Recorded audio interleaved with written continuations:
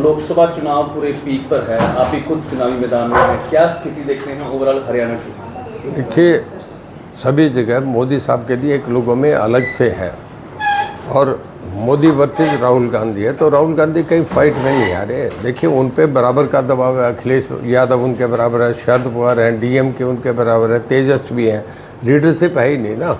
गठबंधन को हर पढ़ा लिखा आदमी, समझदार आदमी कभी भी वोट नहीं देगा कि जहाँ गठबंधन की सरकारें हो, जहाँ नहीं चले लंबी सरकार। लोग चाह रहे हैं कि स्टेबल गवर्नमेंट, जो दुनिया के हालात बन रहे हैं उसमें हर आदमी समझ गए कि देश को आगे बढ़ाने के लिए एक स्टेबल गवर्नमेंट चाहिए। क्या मुद्दे बीजेपी चुनाव मैदान में लेकर चल रही है?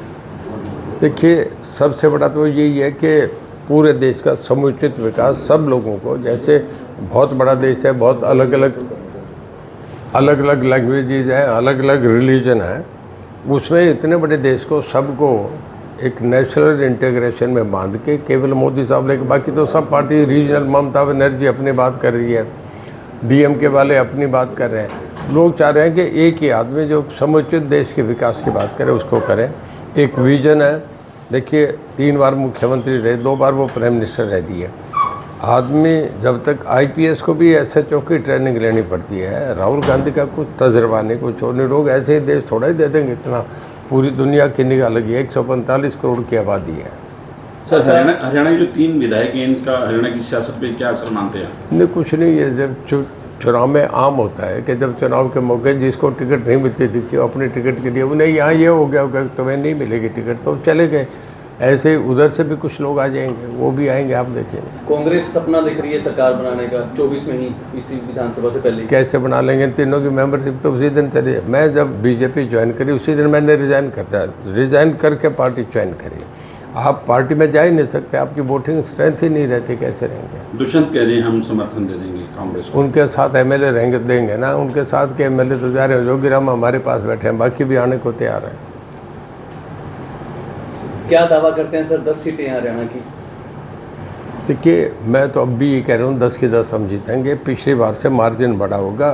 दीपेंद्र पिछली बार 10-12 हज़ार से आ रहे थे, अब के 50 हज़ार से भी ऊपर आ रहेंगे।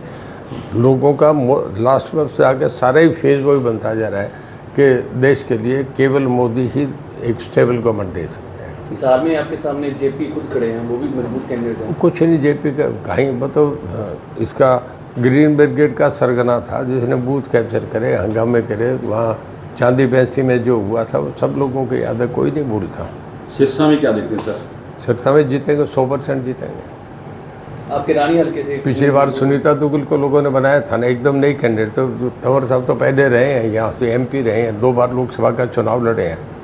आपके हल्के से कितनी मजबूत होगी बीजेपी? रानिया से बहुत अच्छी लीड लेके निकलेगी। मेरी पिछली बार 23,000 की लीड थी, उससे बढ़ के आनी चाहिए।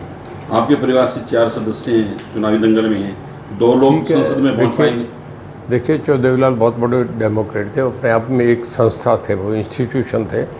मैं ओम प्रकाश जी आमने सामने लड़े, हमारे परिवार के वही रिश्ते रहेंगे। प्रकाश घर की अलग है। हम राजनीति में चुनाव लड़ने कोई बुरी बात नहीं। वो तो एक प्रजातंत्र की परिभाषा है कि जहाँ विचारों का विरोधाभास हो उसे प्रजातंत्र कहते हैं। वो अलग डालें, वोट डाल के अगले दिन हम कच्ची चाय पी लेंगे, कोई हमारा 2 लोग पहुंच जाएंगे संसद में हैं? 2 सदस्य आपके परिवार के? किसमें? लोकसभा में? जी सर। ये तो राजेंद्र को पता होगा, मैं तो पहुंच रहा हूँ, एक दूसरे के जानकारी। Thank you sir.